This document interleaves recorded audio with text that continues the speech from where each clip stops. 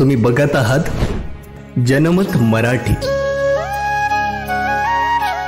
सरत्या वर्षाला संवेदना जागृती करणाऱ्या कामगिरीनं निरोप देणाऱ्या उपनगर पोलिसांनी त्याहूनही अधिक सरस कामगिरी करत नवीन वर्षाचं सुद्धा स्वागत केलंय। हात चालकीनं सोन्याच्या दुकानात चोरी करणाऱ्या परप्रांतीय बहीण भावाच्या जोडीचा पर्दाफाश करत उपनगर पोलिसांनी नाशिक, पुणे आणि सोलापूर येथील गुन्ह्यांची उकल केली असून 5 लाख रुपये किमतीचं जवळपास 64 ग्रॅम सोनं हस्तगत करण्यात त्यांना यश आलंय।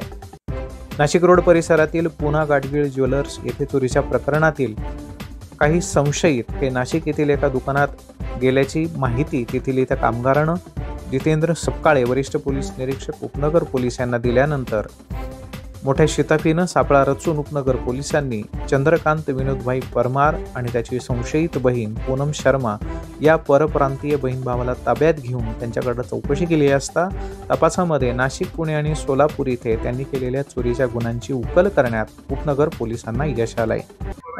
उपनगर पोलीस स्टेशन येथे दिनांक 1/1/2025 रोजी PNG ज्वेलर्स यांचे सुपरवायझर यांनी पोलीस स्टेशन हजेरी येऊन तक्रार दिली की आमच्या ज्वेलर्स शॉपिंग मधून 2 अनोळखी व्यक्तींनी हातचालाकीने सोन्याचे 2 बांगडे चोरून घेऊन गेलेत म्हणून अशा प्रकारची तक्रार दिली।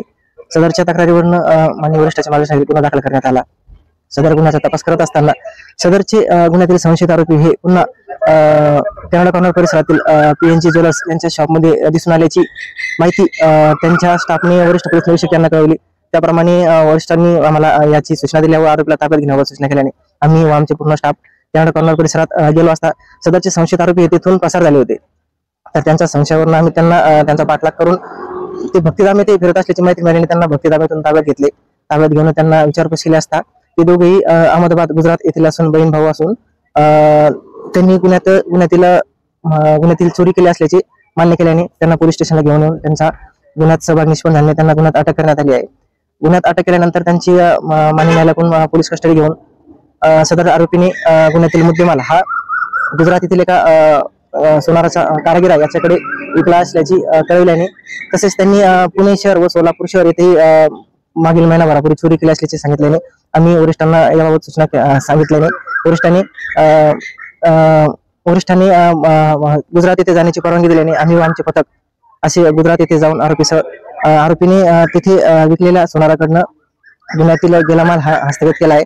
असे टोटल आरोपीकडून उपनगर पोलीस स्टेशन येथे चोरी केलेला 27 ग्रॅम वजनाचे सोन्याचे दागिने तसेच सहकारनगर पोलीस स्टेशन पुणे शहर येथील 20 ग्रॅमचे सोन्याची लगड आणि सोलापूर शहर येथे चोरी केलेल्या सोन्यापैकी 17 ग्रॅम सोन्याची लगड असे एकूण टोटल 64 ग्रॅम सोन्याचे दागिने हे आरोपीकडून हस्तगत करण्यात आले। उपनगर पोलीस ठाण्याचे वरिष्ठ पोलीस निरीक्षक जितेंद्र सपकाळे यांच्या सूचनेनुसार पोलीस निरीक्षक संजीव फुलपगारे, पोलीस उपनिरीक्षक प्रभाकर सोनवणे, सुरेश गवळी, विनोद लखन, इम्रान शेख, जयंत शिंदे, अनिल शिंदे, सुनील गायकवाड, सौरभ लोंढे, संदेश रगतवान यांच्या पथकानं सदर तपास करत गुजरात राज्यातील वडोदरा येथे जाऊन हे सोनं हस्तगत केलंय।